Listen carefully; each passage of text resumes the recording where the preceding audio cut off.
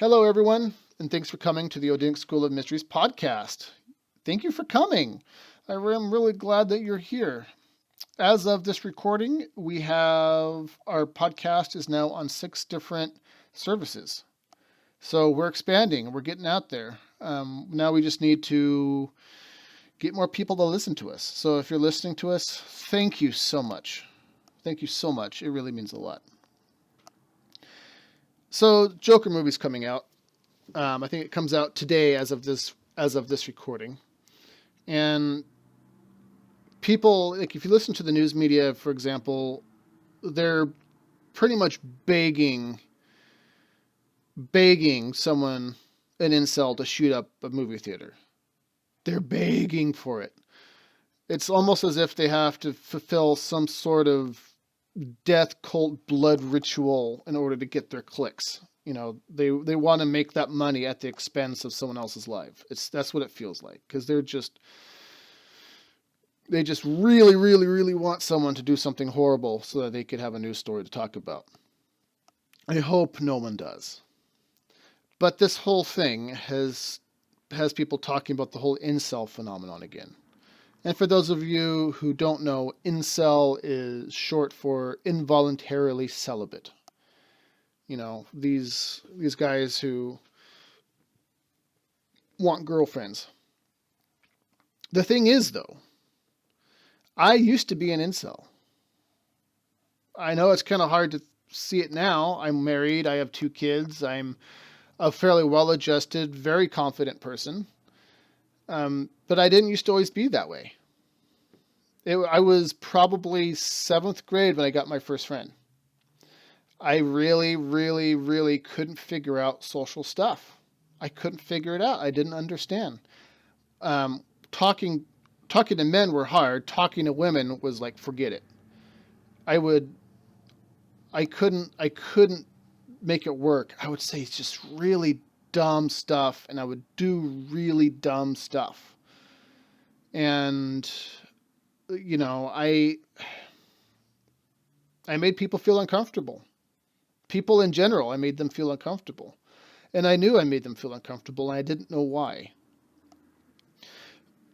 I think there's a difference, though, between myself growing up and people today, at least in aggregate, is I understood that there's some knowledge that other people had that I didn't have. I knew there wasn't anything wrong with my intentions or anything like that, because I had genuinely good intentions when it came to women. But I couldn't give a compliment without sounding creepy. I couldn't give a compliment without sounding creepy. I always came across as creepy. And it's harder than it sounds. Giving a girl a compliment is much harder than it sounds. And people don't, I don't think they appreciate that as much as they should. How to tell someone you like her dress without coming across as coming on to them is very, very difficult. And, you know, it's harder today than it was even when I was growing up. Because the whole Me Too thing, and people are so trigger happy that it becomes an issue. But I used to be one of those folks. You know, I was viciously bullied in school. I was never bullied physically, because as a man, I'm 6'4", and I towered over everyone else in high school. I think my town, I think there was only one person I was aware of who was bigger than I was. So, and he went on to play professional football, I think. I'm not sure. At least college football. But, you know, I really relate to these folks. But like I said, the difference between me and a lot of these guys is that I understood that there was knowledge that other people had that I didn't. Even though I hated the guts of the jocks, you know, I noticed that they were getting girls and I wasn't. Why was it that these morons, these drug-addled, pot-headed morons, how was it that they were getting they were letting these super hot women, and I knew that these guys, all they wanted to do was pork the girls and then leave them on the side of the road. I knew that's all they wanted. And here I was, someone who genuinely wanted a relationship, a good relationship, a long-lasting, healthy relationship, so I could just dote on the woman and give her all the things that I possibly could for her. You know, why is it that I couldn't get one and these moronic guys, how come they were having so much success and I wasn't? And there's a lot of people out there who have those same questions, who have a genuine interest in being a really great guy to women. Or just to have any relationship, to even just to make a friend, for example, who want to make a friend, but they just can't get out of their own way. And I had to make the conscious decision, knowing that other people had knowledge I didn't. I had to decide to go out and get that knowledge. I had to go out and decide to change, figure out what I was doing that was wrong, and to make the change. So I just dove into research. I bought a book, for those of you who are interested, How to Talk to Anyone by Luendes. She's a fantastic author. She's a speaker. I read her book several times. The movie Hitch came out around that time. I don't know, many of you I'm sure have watched it. It's a classic by this point, I'm sure. But I watched that movie over and over and over again. And then I watched the special features over and over and over again. The people, the experts they had consulting on the show, I went and watched their stuff, their speeches. On YouTube really wasn't as big of a thing as it is now. So it was a little bit harder to find their stuff. It was there, but it wasn't the juggernaut it is now.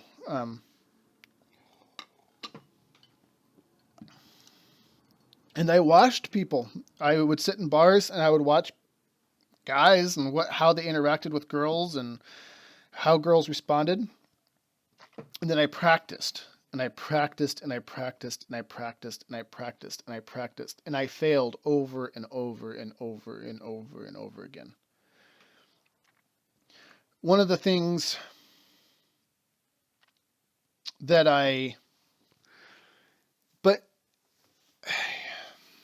how do I put this? I'm glad that I had that opportunity. At the time, it really sucked. It really sucked to be that way. I'm really thankful, though, I had the wherewithal to do the work to get out of that. Because now I could talk about this on this podcast. It really sucks. It's super hard to be that lonely and to know that you're a good person and to have everyone think you're a creepy asshole. It's really hard. But if you're someone who genuinely wants to get better, you can get better. You can develop confidence out of nothing. I did. And so the first thing that I did, I was a Christian at the time.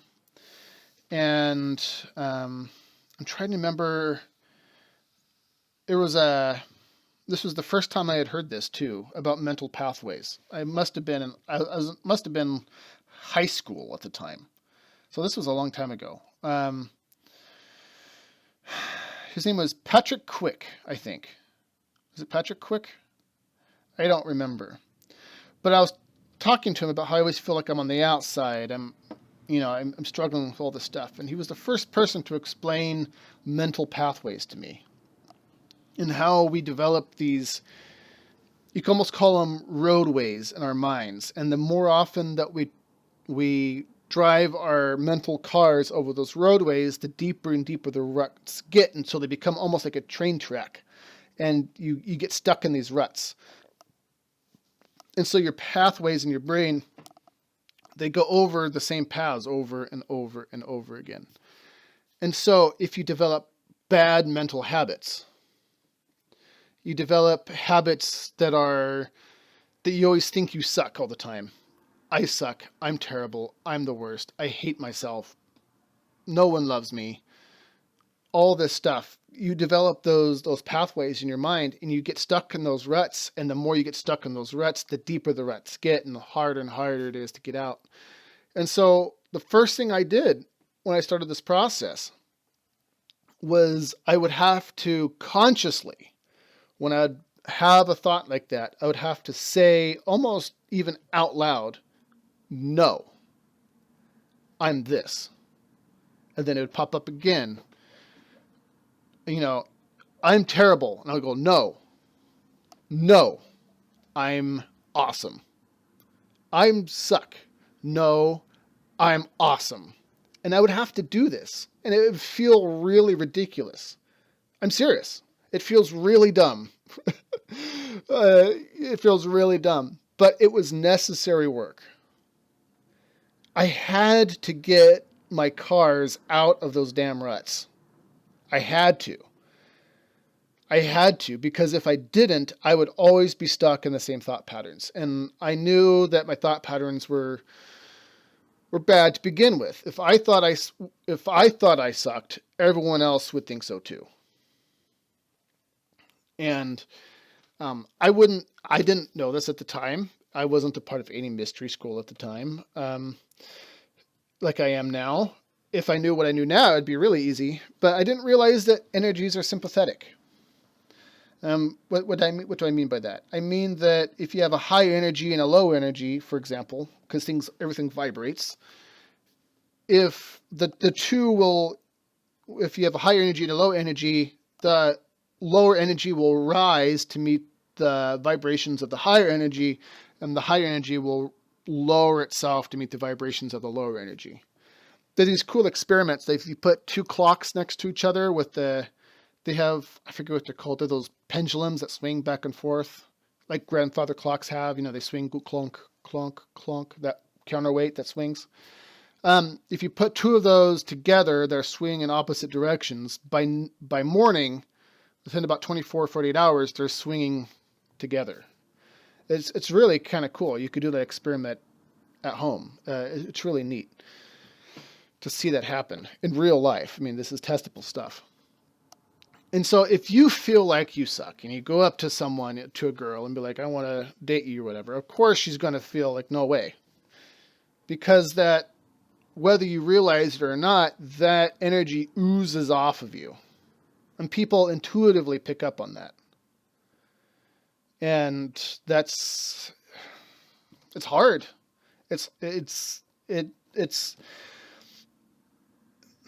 You have to be honest with yourself, you guys. You have to be honest with yourself. You have to be brutally honest with yourself. If you want to get better, you don't want to be an incel like I was. You want to pull yourself out of it. You have to be honest with yourself and say, you know what? I make people feel uncomfortable, and I don't want to keep making people feel uncomfortable. If you've ever talked to someone who's really nervous to meet you, right, it makes you feel a little uncomfortable.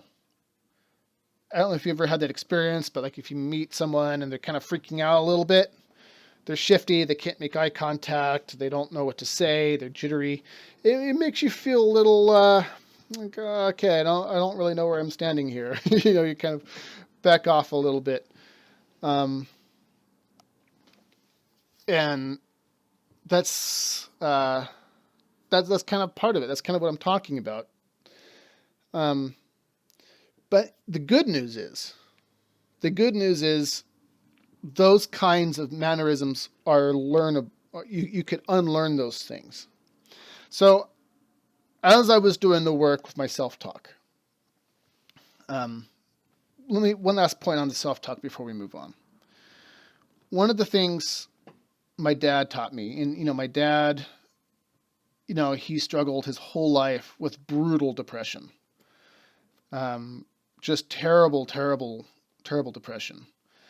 And one of the things I remember him telling me is to this day, it's still stuck with me. He says that if anyone ever heard the kinds of things you tell to yourself, you would be arrested for abuse. And he was referring to himself, and he was referring to people in general. The way we talk to ourselves, if someone ever heard that, we would be arrested for abuse. And he's absolutely right. If people heard the way that we refer to ourselves, the way we treat ourselves, the things that we do to ourselves, people would be shocked. And we're used to it because we do it to ourselves. It's hard if someone heard me saying the kind of stuff that I say to myself, at least then, if someone heard me saying that to my children, they would be horrified. So you got to be upfront with yourself and realize what's going on if you want to get better. So while I was working on that, I'm going to go back to the book, like How to Talk to Anyone. Amazing book. I think it's an older book. You could pick it up for just a few dollars. I'm sure somewhere else. I'm not. I don't even know where I even got this book from, but you could fake confidence, I guess is where I'm coming from. So practicing making good eye contact, even though it's scary. Eye contact was one of the hardest things for me. Standing up straight, making a conscious effort of holding yourself as though you're a confident person. Holding yourself up high. Taking up lots of space. When we're afraid, we kind of cower, right? We kind of shrink down into ourselves. We hunch over, we cross our arms over our chest, we get into a defensive posture. We want to take up as little space as possible. Confident people, they open themselves way up. Their chest is out, their head is up, their arms are at their sides. These things are learnable. They're learnable. And you can absolutely fake confidence. It's true. Even though your insides are screaming, if you're well practiced enough, you could fake your way through a conversation. It's the fake it till you make it thing. And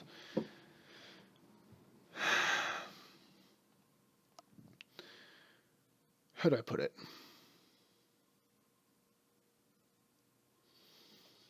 If you do that long enough, you'll develop confidence. If you align yourself in a confident way, your insides will be dragged, your inside, the way you feel about yourself on the inside, will be dragged along, kicking and screaming, into a confident way of being. It does happen. As above, so below, as within, so without. If you want to change the way you're perceived on the outside, change the way you're perceived on the inside. If you want to change the way you perceive yourself on the inside, change the way you perceive yourself on the outside. That's why we hear all the time people say I love you in the mirror. People say that all the time. Or smile to yourself in the mirror. If you are feeling down and you're grumpy, forcing yourself to smile will actually make you feel better about yourself. It's the same sort of thing. If you learn how to fake confidence, you'll develop confidence on the inside as well. So, and this takes work, you guys. It sounds easy enough when I'm just saying it now. But you didn't see the 10 years of relentless, dedicated work to getting to where I am now. I'm told now that I actually intimidate people. And I don't really mean to intimidate people, but my sister at one point pulled me aside and says, you kind of intimidate people when you walk into the room. I'm a big guy. Like I said, I'm 6'4". I'm of a very broad build, and you walk in, your shoulders back, your head is high, you shake hands like you mean it. It freaks people out, and that comes with that confidence. It doesn't matter how tall you are, but if you're not very confident, people are going to be uneasy around you. But that confidence takes practice, and you have to be willing to fail over and over and over and over again. So, but I want to give you the keys to the kingdom here. All right. This is kind of the thing that I discovered by accident, and it would be years and years and years later that I realized that this is an actual spiritual principle. I didn't know this was a spiritual principle at the time. Again, I wasn't a part of a mystery school.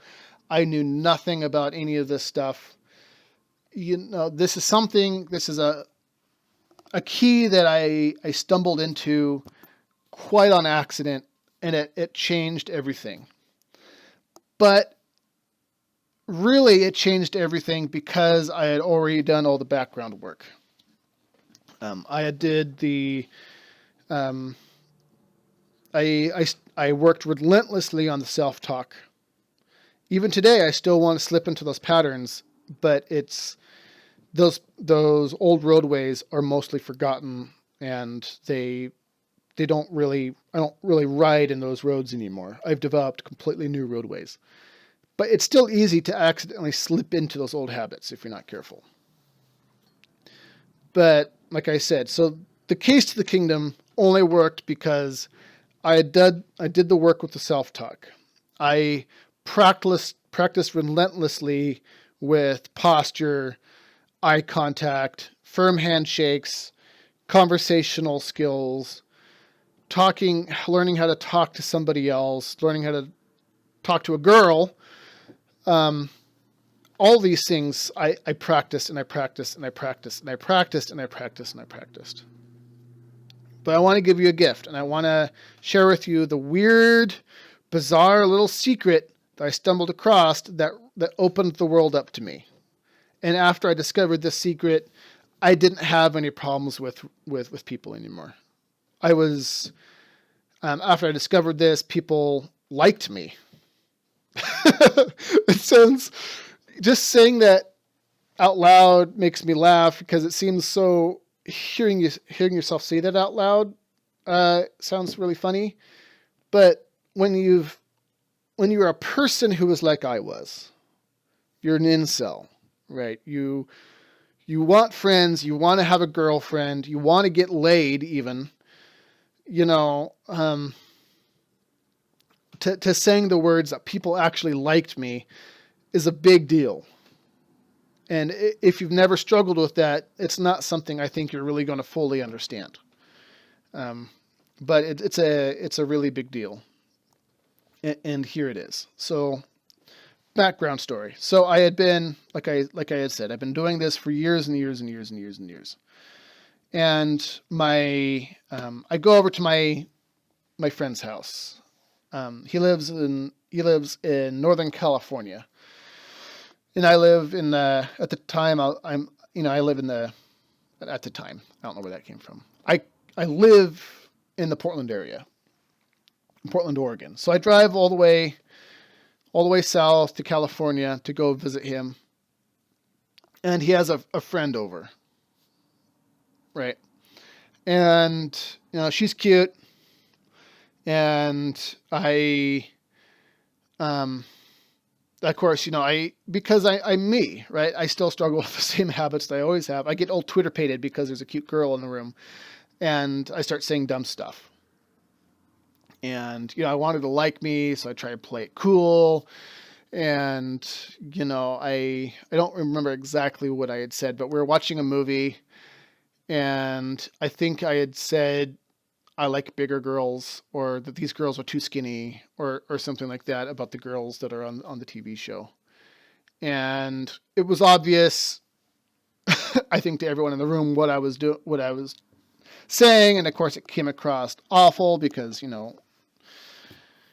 was very gracious and nice, and she's very, very friendly, but oh my gosh, I was embarrassed, and I talked to my friend about this afterwards, and he was like, yeah, dude, yeah, I think everyone kind of knew what you were doing. Everyone kind of thought you were calling her fat. And I was like, that's not what I was trying to do, and, of course, your friends, they don't know what's going on in your head, right? They don't know, they know you really well, but they don't know the thought processes or what's happening, so he was just like, yeah, dude, it was pretty obvious that you were calling her fat. And I was like, you just bang your head on the wall. But at that point, I had it, right? I had it. I was like, I'm done with girls. I'm done with everything. And I remember walking on the beach, just railing at God, saying, I'm freaking done. I'm tired of this. I've been practicing this shit for years at this point. What have I shown for it? Just heartbreak, frustration. I'm done with women. I'm just done. No more.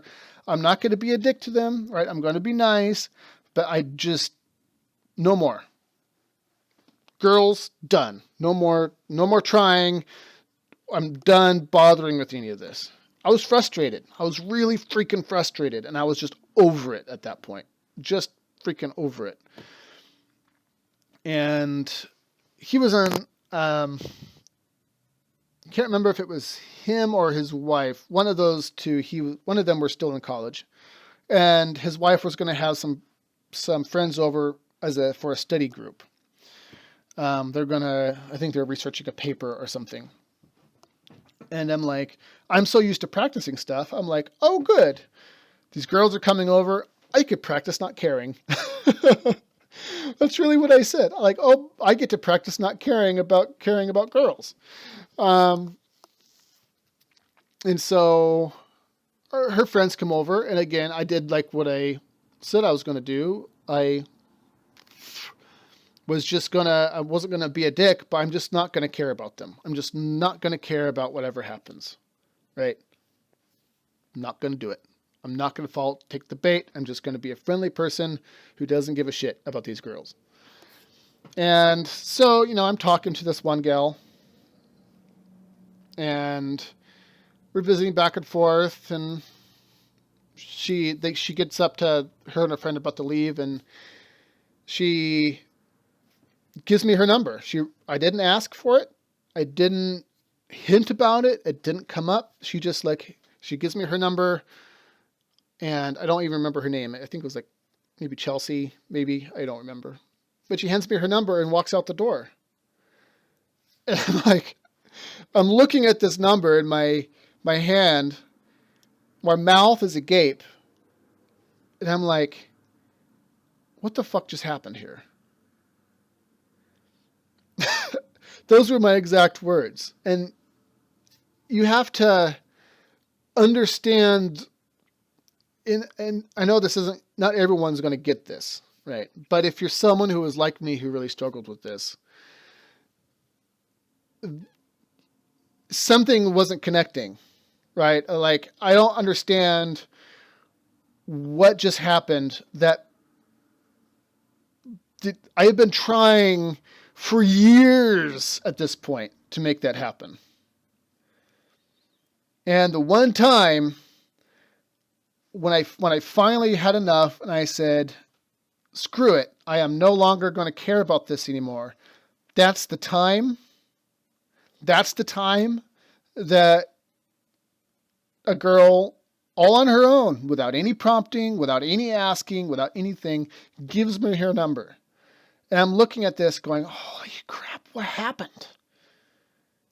this isn't normal. What the hell just happened here? And it blew my mind. It freaking blew my mind. I couldn't even imagine such a thing. And she was cute too. And, you know, I didn't live there. And I think it was the next day or the day after that I went back home. So I never really got to call her. But the symbol of the thing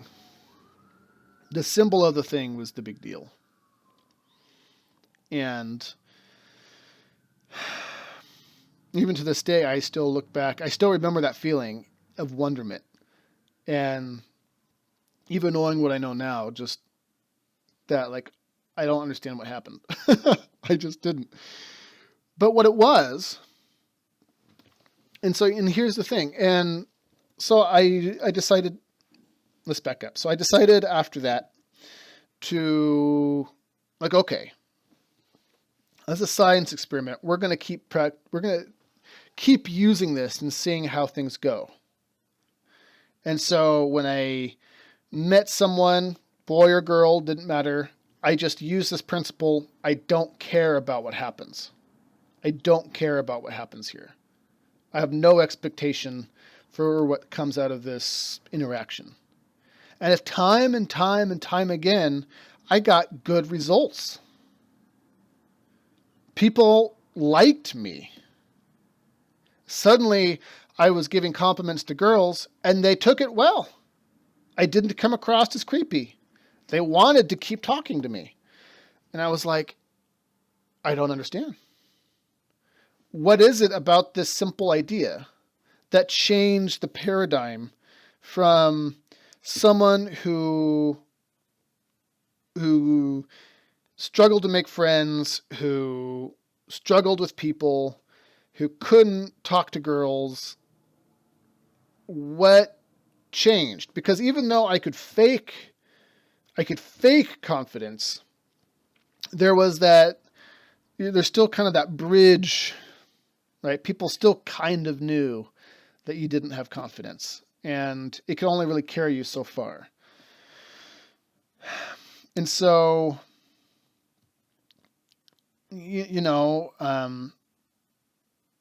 women, I started getting solicitations,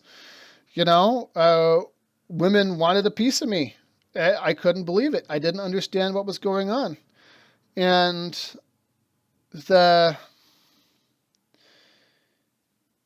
I'm not even sure if I could articulate what happens in a way that would make sense. But when I think, so there's a few things going on here. One, I was over analyzing every micro expression that someone would have. And I would make calculated moves based on what I saw. I was petrified of doing something wrong. I had every interaction I had with anyone, I had an expectation of how, because I was treating it like a science experiment even, it was almost a detriment, because it didn't, because it created an expectation for the interaction. And that expectation made people feel uncomfortable. And they figured, and people are smarter than you think. And they even if they don't understand it on a conscious level, their fight or flight instincts pick up on that stuff on the subconscious level, pick up on that right away. They pick up on the fact that there's something under the surface that's brewing. But moreover, when you decided to get out of the way, and this is where a spiritual law comes in. When you decide to get out of your own way, things break loose. I use the analogy of the river quite often because it's very apt. So you have this raging river That is a law. It's a spiritual law. And you're standing in the river and you're fighting against that river and you're pushing against it. And all you do is get dashed on the rocks over and over and over and over and over and over and over and over again. Right? You fight that damn river till you're blue in the face and you're not going to stop it. You're just going to get knocked over. There is no stopping the river. But energy flows are harnessable. You cannot stop the sun from shining, but you could use the sun to power your house. You can't stop the raging river from raging, but you could use that force that is already there and harness it into a way to water your fields and make things grow out of it. You could use the river to find the gold for you, and all you have to do is sift it out. And that's the thing, my friends. That's the thing. And it happens this way with musicians all the time. My wife, she's a music teacher. She teaches voice, piano, flute, ukulele, some guitar, some violin. And she sees this all the time. You see a student who practices a piece, and they'll practice it and practice it and practice it and practice it and practice it and practice it and practice it, and will just struggle and struggle and struggle and struggle and struggle. And one day they get over it. They're like, I don't care about this piece anymore. I'm so tired of this. And so they kind of just close their eyes and are like, just whatever. And then they play it flawlessly. Then they sit up in their chair going, what happened? Why am I suddenly playing this with no issues? I've been practicing this song for months. I've been preparing for this for months. But just when I stopped caring, suddenly it just comes out. Same principle is at work here. When you get out of your own way, you let the law do the law thing. You let the law rage like the river it's meant to be, and you just use the river for your own benefit. Everything breaks loose. You get it. Suddenly you get it. You could play something flawlessly because you're not putting so much ego into it, which is really what it is. The ego, if used incorrectly, becomes the inhibitor principle. It can either work for you or work against you. And if you use it wrong, it becomes an inhibitor. And which is why one of the first things you do is you teach someone how to ditch their ego so that they can actually learn something and set themselves free. And then much later on down the path, we slowly bring the ego back in and use it as the principle it's meant to be used for. But at the beginning, it's a problem. Right? It's a problem. And that inhibitor principle inhibits people. And when it comes to girls, when it comes to relationships, when it comes to that kind of stuff, that ego, that expectation of what you want to see happen becomes an issue. And it inhibits your progress because you are so focused on all the other stuff that could happen. You're not really focused on really what's happening. And so you have to not care. You have to just decide, I don't give a shit what happens. I like this girl. She's cute. Or I like this guy. He's cute. I want this person to be my friend, for example. It doesn't even have to be about relationships as far as romantic relationships. It could just be just making friends in general. Once you decide that you just don't care anymore and you're just going to be yourself, screw everyone else, it breaks everything loose. And you stop microanalyzing everything.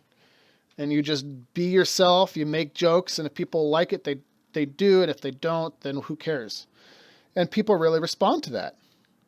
People really respond to someone who's like, I don't care. I mean, I'm not going to be a dick to you. I'm going to be a nice guy, but I'm not going to, I can't be bothered to care what you think of me. And people, there's like something that clicks in their mind. They're like, okay, this is someone I could do business with, right? This is someone I feel safe around because they're sure of themselves. And that's really what happened. That's really the thing that happened is that when you decided I didn't care about the expectations anymore, I wasn't worried, I became sure. See that switch? I started at the beginning, I was worried about about what was happening, and then when I decided I didn't care, then it flipped over into surety. I became assured of myself. And then all the background stuff that I did was just it just made everything work. Because I did all the background stuff, I held myself well, I spoke really well, I was able to make good eye contact, I could shake hands, I could enter a room with confidence. All these things I practiced, the only thing I was missing was, excuse me,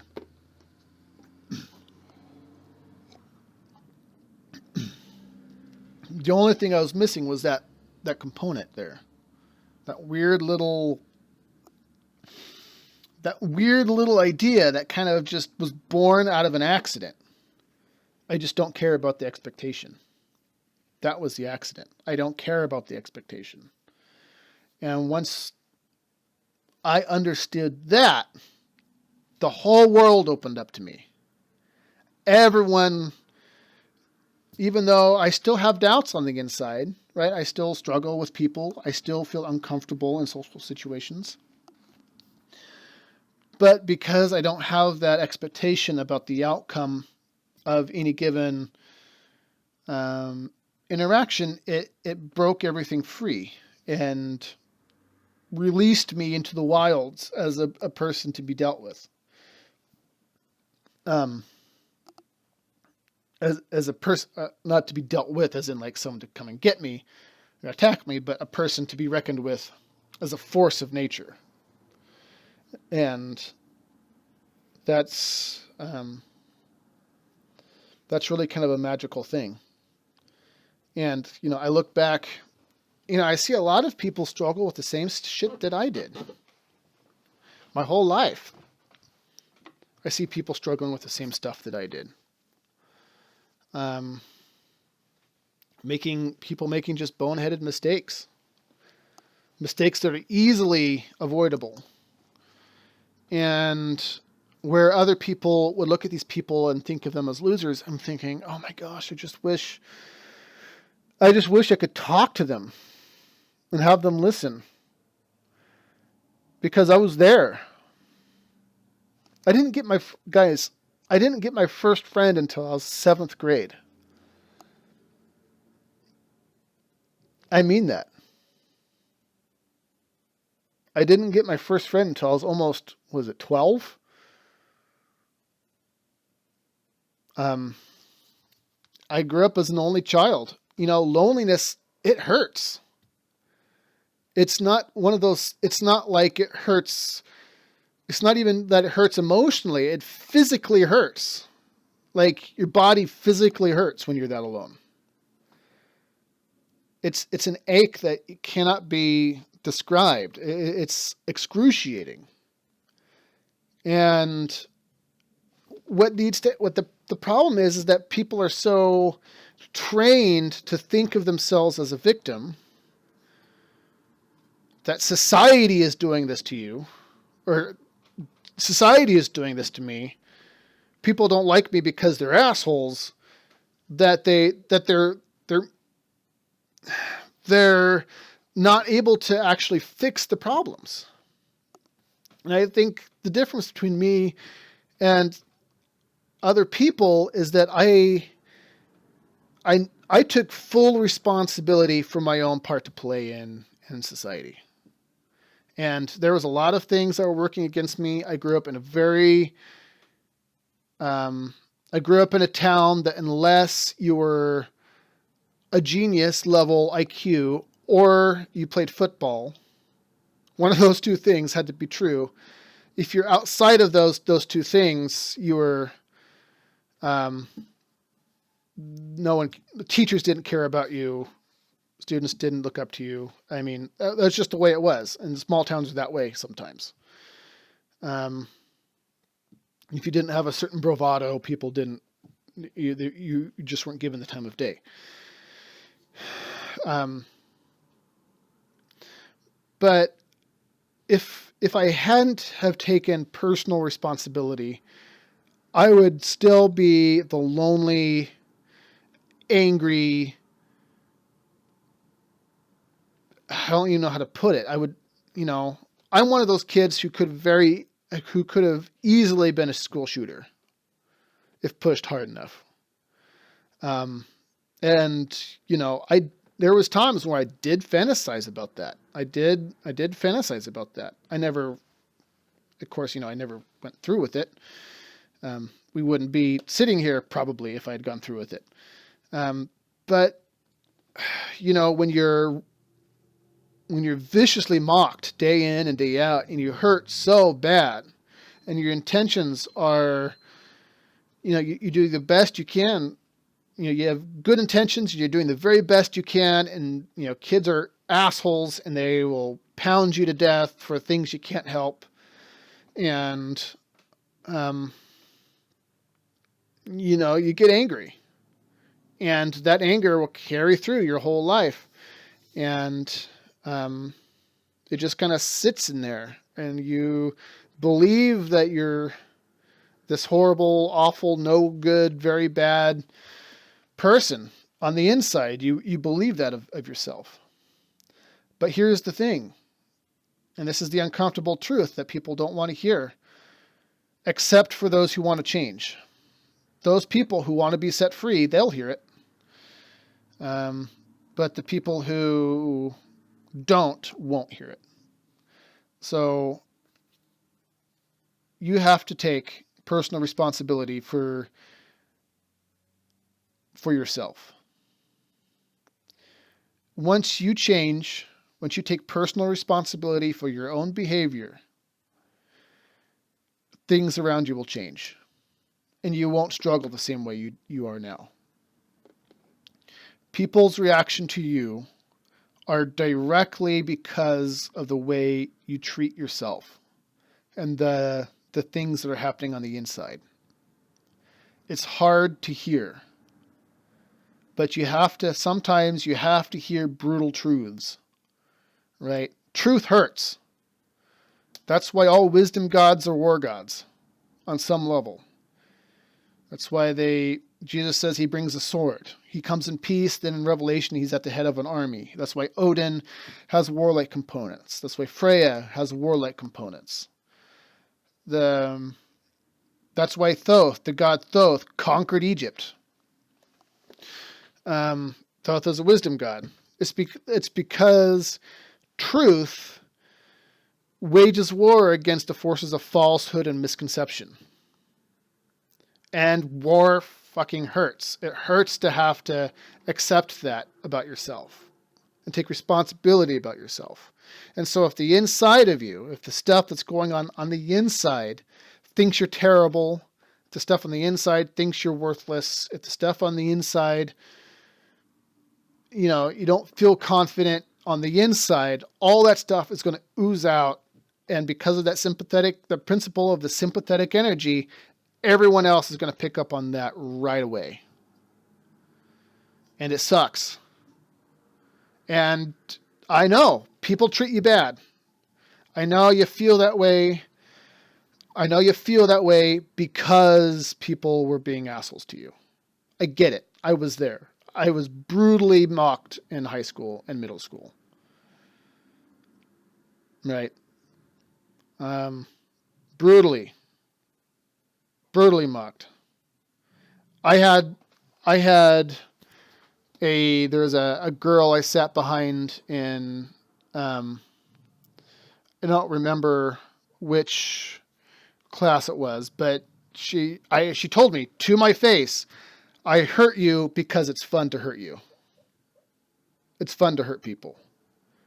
And um, it was hard, right?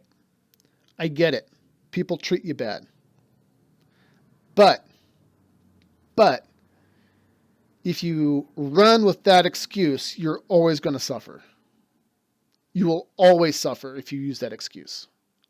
If everything is always somebody else's fault, you are always going to suffer in this life. You're going to be dashed against those rocks, against that rushing water, over and over and over and over again until you're a broken, bloodied person drowning in the river. Instead, you could stand up, harness the damn river to use it in the way you want it to be used, and you could take responsibility for your own actions, change the things that need to be changed, and you could actually start functioning. And see, here's the thing. I'm not saying change who you are as a person, right? Dude, there's people who love Star Wars more than anything who get tons of tail. It doesn't matter what things it is that you like. It doesn't matter what kinds of things you don't like. It's not, you could be a shy person and have girlfriends. You know, there's tons of soft-spoken people who get girls. There's tons of loudmouth people who don't. I'm not saying that you change the core of your person. I'm saying by just adopting, by utilizing certain laws, certain immutable laws that just govern the way people interact with each other and that govern the way that universe and energies function. By just understanding basic law, you will be able to control your environment, and people will respond to that in a positive way. So I go back, going all the way back to the beginning of this video, and this podcast, and I really hope you stuck with me this far. I had learned all of this stuff, and as soon as I figured out as soon as I mastered this principle, I immediately met my wife and then got married. So I didn't really get to use it to its full capacity, I suppose. But, and then I joined a mystery school. I learned about what law actually was. I learned that there was names for these things that I had discovered in my past. My life changed forever after I found the mystery school. So later, time goes on, and about a year ago, maybe less than a year ago, I was talking to same friend actually who was living. He still lives in Arcata, and he had just gone through a divorce, and so he was kind of down. We're talking about girls and that sort of thing, and Arcata is an interesting place. He lives in Arcata, California. It's an interesting place because it's a college town, it's a coastal town, and they grow, at least at that time, marijuana hadn't been legal yet, and so there's a lot of really heavy, that's where they grow all the marijuana. A lot of the marijuana that's sold all over the U.S. illegally was grown in the mountains of Arcata. So there's a huge underground, not so underground drug empire there. And so there's like a lot of dudes, but there was very few women. And so there's not really there's an oversupply of men and not a lot of good choices. And so we were talking about how you get these just gorgeous, brilliant women who are dating just these morons who are basically unwashed. I don't want to, it sounds harsh, but they're just unwashed, ungroomed, smelly men who don't have two brain cells to rub together. And we were talking, and he was like, I don't understand why these women are going out with these guys. Right? There's got to be other choices out there. Why are they going out with these guys? And I had said that the reason women date stupid guys is because if the woman doesn't know any better, it is very easy to mistake stupid for confidence. It's very easy to mistake stupid for confidence. And the reason behind that, and this is my last point before we get out of here, the reason behind that is because people who don't have a lot of intelligence don't have a, what's the word? They don't have good cause and effect. They don't have good cause and effect centers. And because they don't have cause and effect centers, it comes across as confident. They're super confident people. They're like, sure, I could jump that. Yeah, sure, I could do that. I could do a handstand over a fire. You know, they come across as really confident. They could just approach any girl and be like, hey, what's up? Of course you want me. I'm awesome. Look at me. And women fall for it all the time. And, but it comes down to that principle, that weird little silly principle that, if you don't care about the expectation, if you are sure of yourself, all things are possible.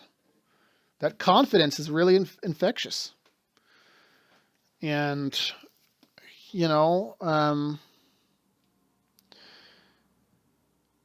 so doing the work necessary to get to that point will save you.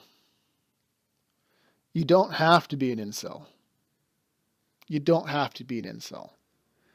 With work and practice and self-responsibility, you could have all the women you could get. And I would prefer that you go and you find a woman you want to be with for the rest of your life and have kids and have a happy life. But the point remains, you know, you want to make a lot of friends and have good relationships and have people respond to you in a positive way. Regardless of what you actually want to do with those relationships, by taking these steps, you can set yourself free. By learning how to hold yourself, making good eye contact, having firm handshakes, for example. Approach every situation like you're not afraid. To be sure of yourself. Don't have expectations for the outcome of any given interaction. These things are important. These things will set you free. These things will make sure that you're all set. You know? And that's really all I got to say on the matter. You don't have to be an incel. You don't have to suffer like that. You don't. You could make the decision to change. And you have to stick to it. You have to take responsibility for yourself. You are the center of your own universe. Everyone else is a secondary character. So what happens in your life is your fault. I'm sorry. It's your fault. And the quicker you take responsibility for your own actions and the way that you interact with the world, the quicker life will turn around and be a lot more pleasant to be in. Right? So, I love you folks. I'm glad you listened to me. This was I know this wasn't probably very pleasant for a lot of people to hear, but golly, I really hope that that this has helped someone. And if you know you want videos on specific stuff like posture, eye contact, that kind of stuff, just let me know. If you don't want to advertise it in the comments, my email is in, if you're listening to it on YouTube, my email is in the about section of the YouTube channel page, and it's also linked below. So if you want to email me or ask me specific questions so you don't get lambasted by the YouTube comment section, just send me an email, right? And, you know, the channel, this is small enough that, or is small enough that usually if someone asks a good question, I could actually do a video on it. You could get your shit answered. So, it's worth your time. All right. Well, I hope you have a really great day, and talk to you later. Bye-bye.